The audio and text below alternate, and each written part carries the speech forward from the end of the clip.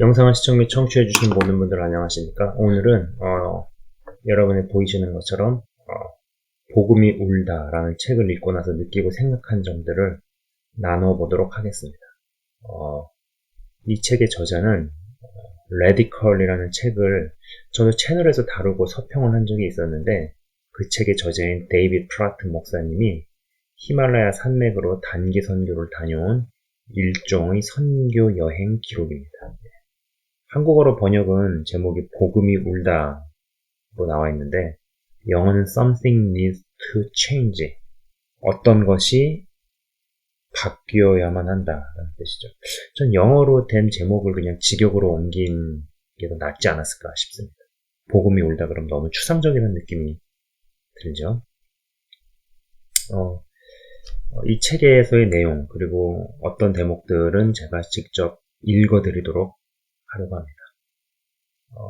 이 책에서도 잠깐 설명이 나옵니다만, 해발 7,000m가 넘는 산이 100개가 넘는다고 합니다. 히말라야 그쪽이요. 그리고 히말라야 산맥은 네팔과 인도, 부탄, 중국, 파키스탄, 티벳까지 무려 6개국에 걸쳐 있습니다. 그래서 데이빗 프라트 목사님은 떠나기 전에 준비, 특히 체력적인 준비를 많이 했어야 했습니다. 근데 근방에서, 그러니까 자신이 살고 있는 그 미국 지역의 근방에서 가장 높은 산을 오르면서 나름 지옥 훈련을 했다 하더라도 해발 300m밖에 되지 않았죠. 2500m, 3000m의 산봉우리도 히말라야 산맥에서는 언덕에 불과하다고 하니 유사한 환경에서 훈련을 하는 것은 불가능했을 겁니다. 데이빗 목사님 무리가, 그 일행이, 팀이 히말라야 산맥에 도착해서 1500m 지점에서 이제 헬리콥터를 타고 4000m 지점으로 이동을 해서 거기에서부터 이제 도보로 이동을 하면서 만난 사람들에 대한 이야기가 펼쳐집니다. 이 팀을 가이드하고 이제 통역해주는 에런이라는 친구.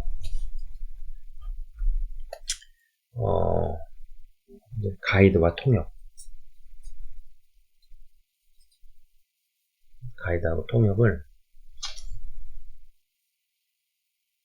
에런이라는 친구가, 이 에런이라는 친구는요, 20년 전에 대학 친구들과 와서 트레킹이나 즐기고 가려다가 이곳에서 마주한 사람들의 영적인 그리고 육체적 현실에 심한 충격을 받고 이곳에 정착해서 사역을 해나가는 사람입니다. 이 에런이 이제 이 친구가 이제 20년 전에 왔다가 충격적인 실상들을 접하면서 거기서 아주 이제 눌러앉고 주저앉은 거죠. 그러면서 사역을 해 나가는 친구입니다. 가이드와 통역을 담당했죠. 이제 이 친구가 이 책에서도 이야기를 하는데, 이 책에서도 나와 있는 내용인데, 이 지역에 900만의 사람이 살고 있지만 예수님의 제자는 100명도 채 되지 않을 것이다 라고 운을 셉니다. 그리고 이 지역이 힌두교와 불교의 발원지이기에 기독교의 흔적은 찾아보기 어렵다고 이야기를 하죠. 여러분, 아까 말씀드렸죠. 히말라야 산맥.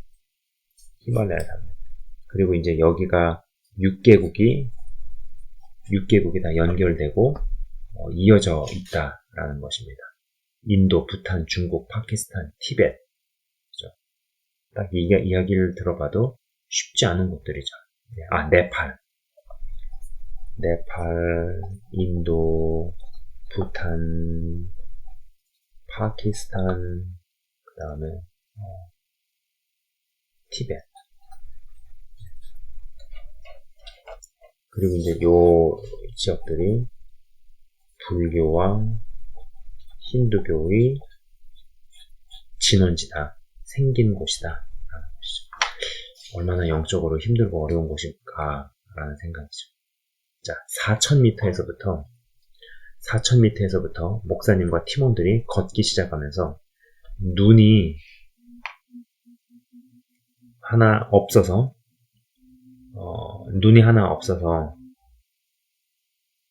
눈을 통해 두개골이 보이는 노인을 그러니까는 여러분 눈이 하나 없는데 눈이 이제 사람 눈이 있으면 눈이 하나가 없어서 이 안쪽으로 두개골이 비쳐 보이는 거, 두개골이 안이 보이는 거예요. 사람 얼굴이 있으면. 그 할아버지의 이름이 카말, 카말이라는 노인을 만나는 것에서부터 여정기는 시작을 합니다. 2달 전에 감염되어서 진물이 나더니 머리가 깨질 듯이 아프다가 결국 눈이 빠져버린 노인. 어떠한 감염에 걸린 거죠. 대화를 하다가 이야기를 영적인 방향으로 틀어 예수라고 들어본 적이 있느냐는 말에 노인은 눈을 끔뻑이며 그런 이름을 들어본 적 없다고 이야기합니다.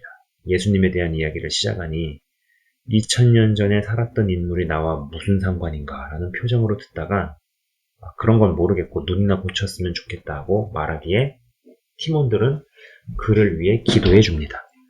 저는 이 일 이후에 데이비 프라튼 목사님의 마음에 솔직히 든 생각을 나눈 대목이 인상적입니다. 제가 한번 읽어드리도록 하겠습니다. 여러분 한번 잘 들어보시기 바랍니다. 믿음으로 기도한다는 것.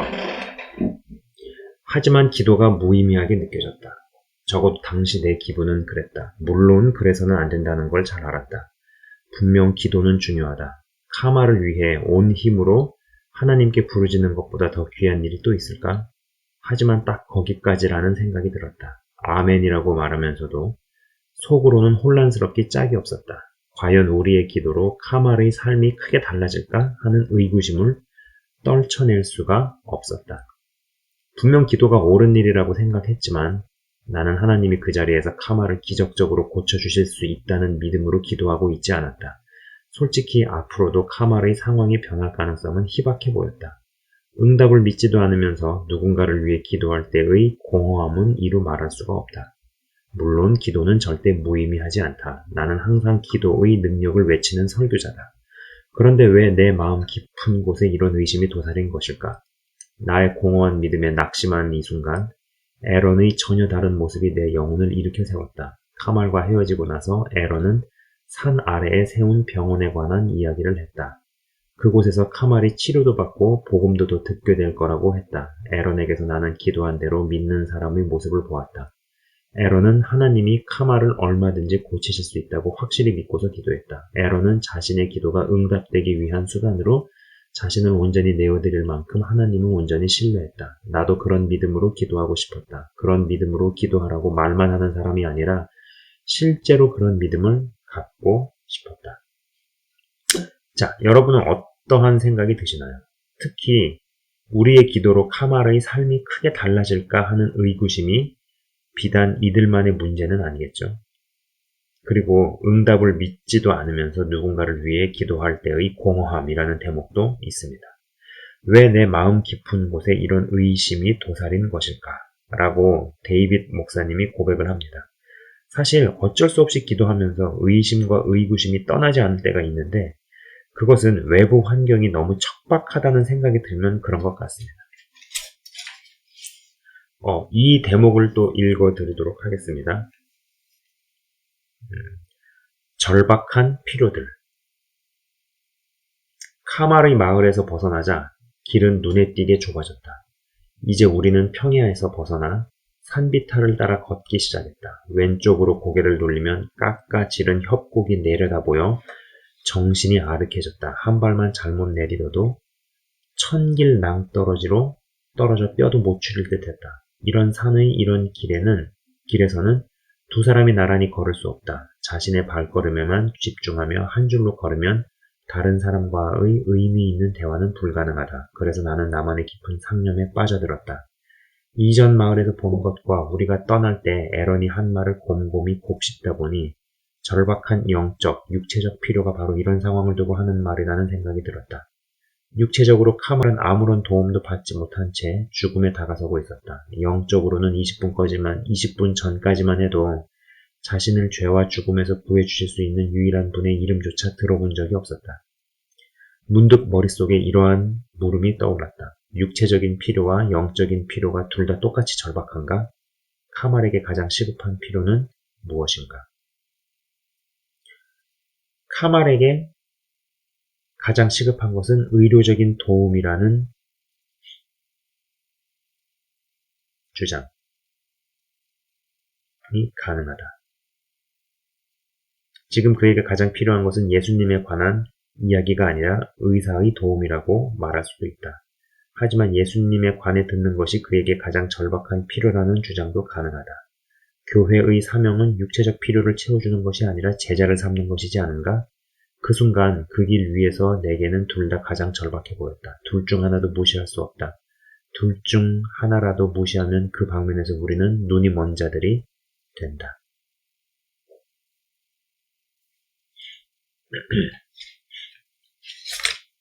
자, 조금 더 읽어보도록 하겠습니다.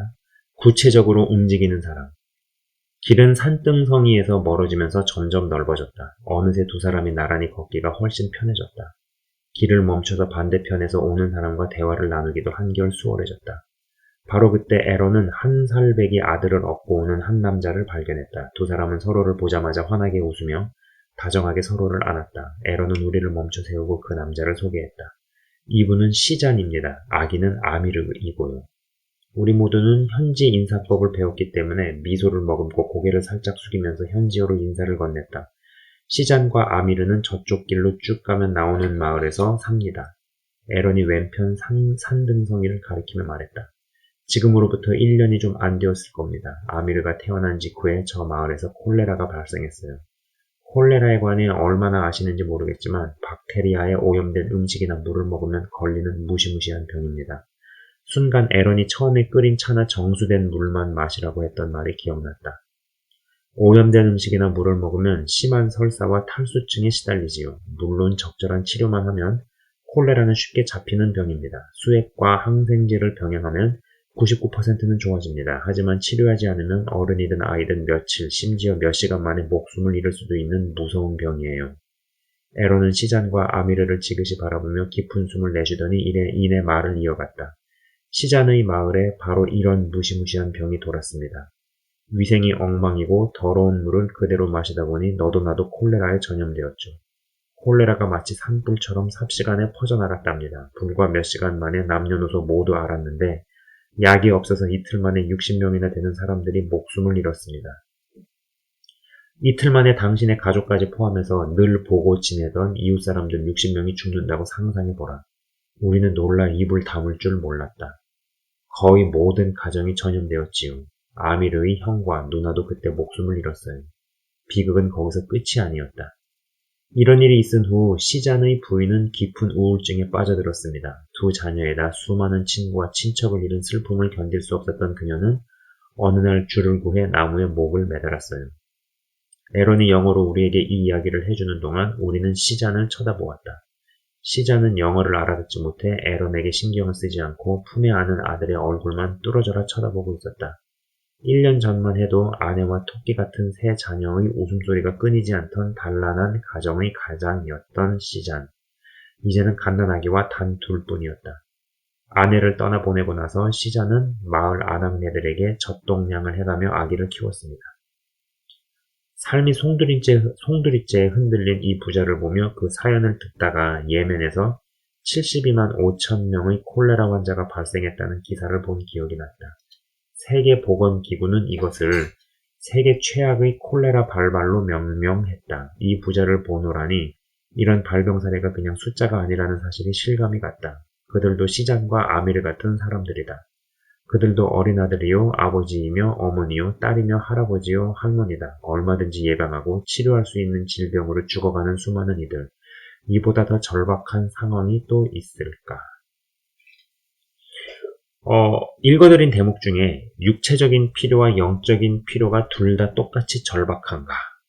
카말에게 가장 시급한 필요는 무엇인가? 라는 대목이 있죠. 여러분은 어떤 필요가 더 시급하고 절박하다 보십니까?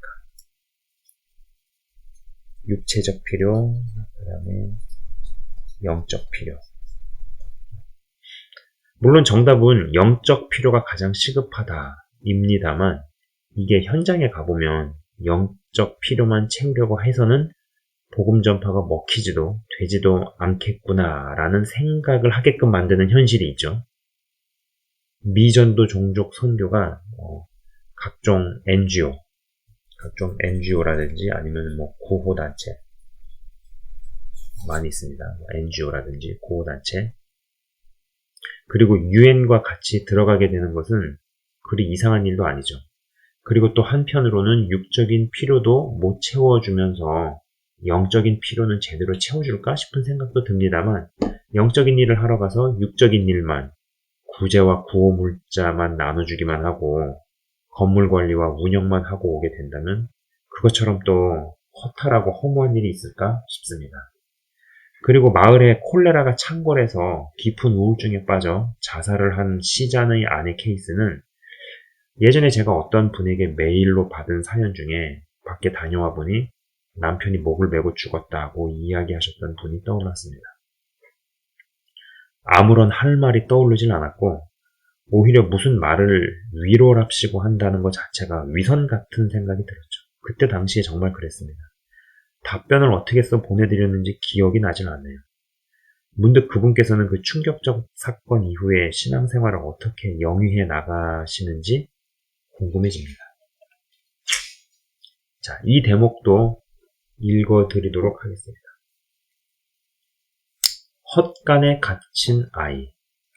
우리는 길을 걷는 중간중간 물을 마시거나 물통을 채웠다. 그럴 때마다 깨끗한 식수가 얼마나 중요한지, 그리고 우리가 편안한 삶에 얼마나 깊이 젖어 있는지를 절감했다. 우리 모두는 각자 나름의 정수 장비를 배낭에 넣고 다녔다.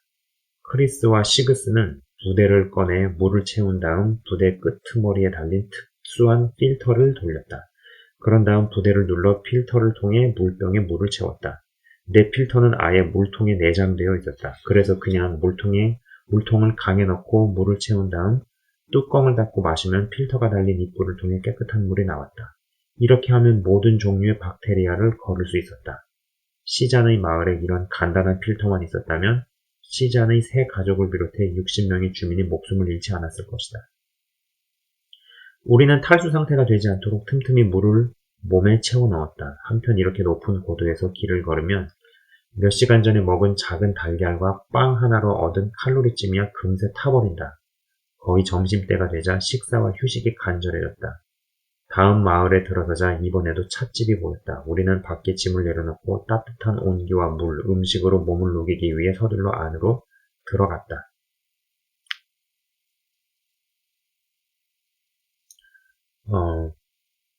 크리스가 음식을 기다리는 동안 시간을 때우려고 가볍게 시작한 대화는 그곳의 실상을 적나라하게 보여주는 길고 심각한 대화로 이어졌다. 20살의 나빈은 험상궂어 보이는 인상과 달리 겸손하고 음성은 부드러웠다. 나빈은 천천히 말을 시작했다. 제 고향은 여기서 멀지 않은 곳입니다. 어머니는 제가 아주 어릴 적에 돌아가셨습니다. 아버지와 저는 둘 다 큰 충격을 받았지요. 그러던 어느 날 아버지는 다른 여자를 만났고 오래지 않아 새 장가를 드셨어요. 새 어머니는 전 남편과의 사이에서 낳은 자식들이 있어 그런지 저를 좋아하지 않았어요. 아버지도 저를 싫어하기 시작하더니 급기야 저를 때리기 시작했습니다. 불 속에서 뜨거운 나무를 꺼내 제 등에 휘갈기곤 했지요. 나빈의 말이 계속되는 동안 에런이 내 쪽으로 몸을 기울여 속삭였다. 나빈의 등에 아버지에게 맞은 자국들이 아직도 남아 있습니다. 너무도 충격적이었다.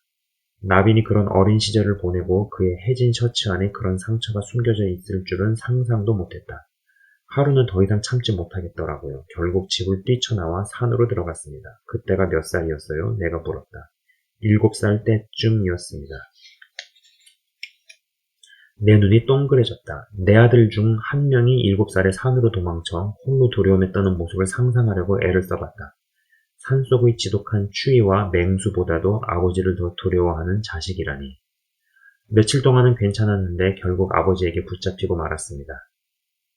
아버지는 제 발을 잡고 바위에 마구 치기 시작했지. 그렇게 흠씬 두들겨 패고 난 뒤에는 집으로 끌려갔어요. 집에 갔지만 더 이상 집에서 살 수 없었습니다. 아버지와 새어머니는 저를 바깥 헛간에 가둬버렸습니다. 그때부터 거기서 지냈습니다. 헛간에 얼마나 갇혀 있었나요? 크리스가 물었다. 에런 아저씨에게 발견될 때까지요. 이때 음식이 도착했다. 주인은 김이 펄펄 나는 콩스프 그릇을 각 사람 앞에 조심스럽게 놓았다. 테이블 중앙에는 이 지역에서 흔히 먹고 납작하고 둥근 빵인 로티가 겹겹이 쌓여 있었다. 에런이 감사 기도를 드리고 나서 우리는 식사를 시작했고 에런은 나빈의 이야기를 계속해 주었다. 하루는 이 지역을 통과하다가 해가 저물어 묵을 곳이 필요했습니다. 그래서 한 마을에 들러 아무 집이나 찾아갔습니다. 주인에게 하룻밤 묵을 방을 청했더니 방은 없고 헛간은 내줄 수 있다는 대답이 돌아왔죠. 그래도 밖에서 자는 것보다 낫겠다 싶어 헛간에 들어가 문을 잠갔습니다. 짐을 내려놓고 침낭을 펴서 바닥에 깔았죠. 재빨리 신발을 벗고 침낭 안으로 들어갔습니다. 그런데 어디선가 무슨 소리가 들렸습니다. 처음에는 헛간 안에 별도 공간에 있는 짐승들이라고 짐작했죠. 그런데 아무래도 그냥 짐승이 아니라는 걸 알아차렸습니다. 침낭에서 나와 전등을 켜서 소리가 들려오는 쪽을 비춰보았지요. 그런데 글쎄, 짐승이 아니지 뭡니까? 8살짜리 남자아이의 두 눈이 저를 쳐다보고 있었습니다. 크리스와 나는 서로 놀란 눈빛을 주고받았다. 안타깝게도 이곳에서는 그리 드문 일도 아닙니다. 부모가 자식을 헛간에 가두었다는 말을 심심치 않게 들을 수 있습니다. 대개는 아이에게 어떤 장애나 기형이 있을 때 그렇게들 합니다. 이런 아이는 저주를 받았다고 믿는 주민들이 많습니다. 그래서 그냥 집에 두었다가는 온 집안 식구가 저주를 받을까봐 집 밖으로 내치는 것이지요. 짐승들과 열흘 넘게 헛간에 갇혀 있던 장이아도 본 적이 있습니다. 그래서 그날 밤 헛간에 다른 누군가 있다는 사실에 놀라긴 했어도 아이라는 걸 알고 충격을 받지는 않았습니다. 그래서 어떻게 하셨나요? 시그스가 묻자 나빈이 끼어들었다. 아저씨가 저를 돌봐주셨어요. 살집도 찾아주시고 학교에도 보내주셨어요. 아저씨 덕분에 저를 향한 하나님의 사랑을 알게 되었어요. 모두가 에런을 쳐다보니 에런은 시선이 자기에게 집중되는 것이 부담스러운 눈치였다. 나빈 이야기를 좀 더 해볼게요. 그리 오래되지 않은 일인데요. 나빈이 다시 산에 갔다가 우연히 아버지와 마주쳤습니다. 그의 아버지는 아픈 양아들을 데리고 불이 나게 어디를 가고 있었습니다. 그는 나빈에게 양아들을 치료하고 오는 동안 집에 가서 새 어머니를 돌봐달라고 부탁했어요. 황당하죠? 여러분 같으면 자기를 때리고 불로 찢었던 아버지가 자기를 헛간으로 쫓아내라며 아버지에게 바가지를 긁었던 여자를 돌봐주라고 했을 때 그 말에 따를 수 있겠어요? 자, 나빈이 어떻게 했을까요? 다들 고개를 갸웃거리자 에런이 계속해서 말했다. 나빈은 집에 돌아가 아버지가 돌아올 때까지 석 달간 새어머니를 지극정성으로 돌봐주었습니다. 이번에는 나빈이 자신에게 쏠린 관심이 부담스러운 듯 자리에서 일어났다. 이젠 길을 나서야 하지 않을까요? 해가 저물기 전까지 갈 길이 멉니다. 하긴 식사를 마쳤으니 떠날 때가 되었다. 나는 존경심 가득한 눈으로 나빈을 슬쩍 쳐다보았다. 아울러 나빈 덕분에 그 지역에서의 삶이 어떠한지를 좀 더 깊이 알게 되었다. 언젠가 채널 구독자분의 소개로 한 형제를 만나게 된 적이 있습니다. 이분은 교도소를 2번 갔다 온 형제였죠. 엄마가 일찍 죽고 아버지와 같이 살다가 아버지가 재혼을 한 이후에 새엄마의 학대가 시작되었습니다. 이것을 아버지에게 이야기하니 아버지는 그냥 묵인을 계속 해왔던지 아니면 같이 학대를 했던 모양입니다. 그래서 결국 견디다 못해 초등학교 5학년에서 6학년 그 시기로 제가 기억을 합니다. 초등학교 5학년과 6학년 사이 때에 집을 나왔습니다. 청량리의 어느 길에서 자고 있으니까 어떤 남자가 공장에서 일해볼 생각 있냐고 말하면서 어떤 플라스틱 공장으로 데리고 갔는데 노동 착취가 제대로 일어나는 곳이었었나 봅니다. 뻔하죠. 인권유린에 노동 착취에 그리고 돈도 제대로 주지 않았을 것이고 그냥 아주 기본적으로만 먹이면서 계속 일을 시켰겠죠. 이 형제의 인생이 어땠을지가 상상이 되시나요? 그렇게 여기저기를 거치고 온갖 일들을 경험을 하다가 교도소를 처음으로 들어갑니다. 교도소의 수감 중에 하나님께서 찾아오셨습니다. 그래서 이제 변화를 받아서 열심히 성경을 읽고 노트에 필사를 하고 교도소 내에서 신앙생활을 하고 모범수로 살다가 추록을 했습니다. 출소를 했죠. 형기를 다 마치고 출소를 했습니다. 그러나 다시 세상으로 돌아갔습니다. 미군 부대에서 술을 빼돌려 팔기도 하고 술집을 크게 운영하기도 했습니다. 그리고 이제 큰 돈을 만지기도 했죠. 많은 여종업원 그리고 좀 불량배들도 거느리면서 술집을 크게 운영을 했습니다. 그러나 오래가지 않아서 또 감옥을 가게 되었고 그곳에서 하나님의 제대로 된 개입이 있으셨나 봅니다. 정확히 어떠한 것을 주 안에서 경험했는지는 저에게 자세하게 이야기는 하지 않았지만 대화하는 중에 간간이 어떤 때는 무슨 말을 하다 말고 멈춰 있어야 하고 말도 하지 못하고 어떤 존재에게 강한 제재를 받는 것 같았습니다. 두 번째로 교도소에서 시간을 보낼 때는 진짜로 변모해 나갔습니다. 성경을 빼곡빼곡 필사하면서 내가 형기를 마치고 세상 속으로 나가면 두 번 다시 어둠 속으로 되돌아가지 않으리라는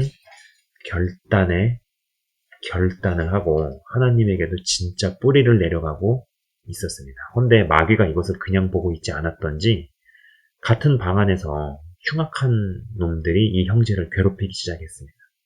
교도소에 들어온 사람들이니 악한 짓을 하는 것도 일반인들이 생각하는 것과 차원이 달랐죠. 성경을 필사하고 읽으려 하면은 비난과 욕설을 넘어서서 패고 때리기까지 했습니다. 교도관 몰래 못살게 굴고 패거리를 형성해서 못살게 굴고 그 형제는 참고 또 참고 또 참다가 어느 날 하나님께서 그 형제를 구하셨습니다. 그 형제를 괴롭히던 패거리 중에 가장 흉악한 사람이 정말 자신보다 더 흉악한 사람에 의해 죽도록 두들겨 맞은 거죠. 정말 어디가 부러지게 맞았나 봅니다. 이빨도 부러지고 턱뼈도 막 부러지고 막 그랬나 봐요. 전 이 대목을 들을 때 가장 최고의 복수는 내가 하나님의 사람으로 더욱 변모해 나가는 것이라는 생각이 잠깐 들었습니다. 그 형제는 출소를 하고 나서 정말로 하나님의 사람으로 이름도 없이 빛도 없이 자신도 어려운데 자신보다 더 어려운 이들을 돕고 섬기면서 살고 있습니다. 그때 당시 이제 잠깐 몇 시간을 같이 지내보니 무언가 부딪히는 부분들이 분명히 있었지만 이 형제를 만나면서 제가 진지하게 했던 생각은 예수 믿는 우리는 계속적으로 사고의 틀이 깨지고 넓어지고 또 깨지고 넓어지는 일이 반복되어야 한다는 것인데 그것을 위해서는 다양한 부류의 하나님의 사람들과의 만남보다 좋은 게 없다는 것이죠. 이 나빈의 이야기는 아까 제가 읽어드린 이 나빈이라는 청년, 양어머니와 친아버지한테서 학대를 받아가지고 산속으로 도망가 있기도 하고 막 그랬던 그 친구 나빈의 이야기는 저로 하여금 한국에서 만났었던 얼큰한 수제비를 같이 먹으면서 이야기를 나눴던 정말 잔고에 돈이 없어가지고 교통카드를 충전해주고 지하철역에서 기도해주고 보낸 그 형제를 떠올리게 했습니다. 그러고 나서 정말 어떤 일들에 대해서 쉽게 답을 주려고 하는 그 태도가 바르지 않다는 생각들도 들고 하나님의 세계는 정말 넓다는 것이었죠. 그리고 이제 그 형제님과 제가 대화를 할 때 들었던 생각은 하나님을 책으로 이해하려고 하면 안 되는구나라는 생각도 했죠. 물론 책도 읽고 공부도 해야겠지만 연구도 하고 근데 그것만으로 다 하나님이 이해가 되고 담아지는 게 아니구나라는 생각을 했었다라는 겁니다. 여러분을 굉장히 불편하게 만드는 사람들 중에서도 정말 하나님의 사람들이 있다라는 거죠. 그죠? 이 대목을 한번 들어보시기 바랍니다. 답 없는 질문들. 이해할 수가 없었다. 여행을 시작한 오후 나는 일행에게서 뒤처져서 깊은 혼란에 빠져 있었다. 나는 답을 알아야 할 목사이자 설교자다. 하지만 그 순간 내 안에는 답 없는 질문만 가득했다. 이 세상 그리고 그 안에서의 내 삶이 도무지 말이 되지 않게 느껴졌다. 나는 사랑 많은 아버지 밑에서 태어나고 나비는 매질을 일삼는 아버지 밑에서 태어난 이유를 이해할 수 없었다. 나는 태어난 첫날부터 물과 음식, 백신 접종까지 아무런 부족함 없이 살아온 반면 오늘도 이런 것이 없어서 2만 명의 아이들이 죽는 이유를 이해할 수 없었다. 하나님이 계시다는 것을 알고 그분이 만물과 만사를 다스리신다고 믿지만 내가 누리는 이런 복을 구경조차 하지 못한 이들이 왜 그토록 많은가? 내가 이런 복을 누리는 것은 내가 그럴 만한 행동을 했기 때문이 전혀 아니다. 내가 풍요로운 땅의 단란한 가정에서 태어난 것은 내 노력과는 아무런 상관이 없다. 당신도 마찬가지일 것이다. 그런데 왜? 왜 우리는 원하는 모든 것을 누릴 수 있는 환경에서 태어난 반면 수십억은 아닐지라도 세상 수백만 명의 시장과 아미르, 나비는 꼭 필요한 것조차 거의 주어지지 않은 환경에서 태어났을까? 두어 시간 동안 내 발은 몇 킬로미터를 갔지만 내 머릿속은 한 발짝도 전진하지 못한 채 혼란 속을 헤매었다. 하나님이 이 마을 사람들보다 나를 더 사랑하시는 건가? 그렇다면 왜? 그렇지 않다면 내가 장애를 안고 태어나 짐승처럼 헛간에 갇히지 않고 건강한 다리로 이 길을 걷는 이유는 무엇인가? 걸을 힘이 하나도 없어서 털썩 주저앉아 이 실타래나 풀고 싶었다. 그래서 다음 마을에서 일행들 전부가 배낭을 옆에 놓고 앉았을 때 다행이다 싶었다. 하지만 자리를 잡고 에런이 말을 시작하자 피로가 가시기는커녕 오히려 더 심한 무기력이 밀려왔다.